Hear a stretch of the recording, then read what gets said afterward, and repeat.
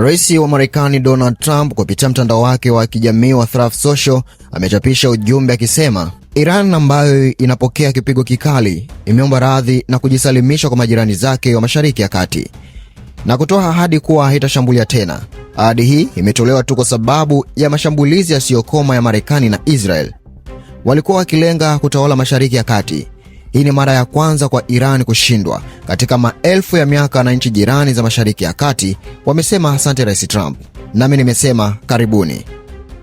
Iran sio tena mwonevu wa Mashariki ya Kati, badala yake sasa ni mchakazwaji wa Mashariki ya Kati.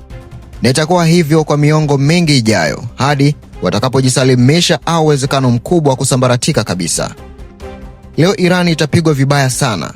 Maeneo na makundi ya watu ambayo hayakuwa yakifikiriwa kulengwa hadi kufikia wakati huu sasa yapo chini ya kizingiti cha kuangamizwa kabisa na kufa kwa uhakika kutokana na tabia mbaya ya Iran.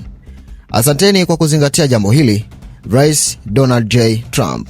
Huu ni ujumbe wa Rais Donald Trump ambaye ameusambaza kupitia mtandao wake wa Truth Social akiongelea kuhusiana na kile ambacho kinaendelea huko Mashariki ya Kati baada ya rais wa Iran Masoud Pezeshkian kuomba radhi kwa majirani zake baada ya mashambulizi ambayo yaliendeshwa na jeshi la walinzi wa mapinduzi ya Iran kufuatia kile walichodai kulenga maslahi ya Marekani.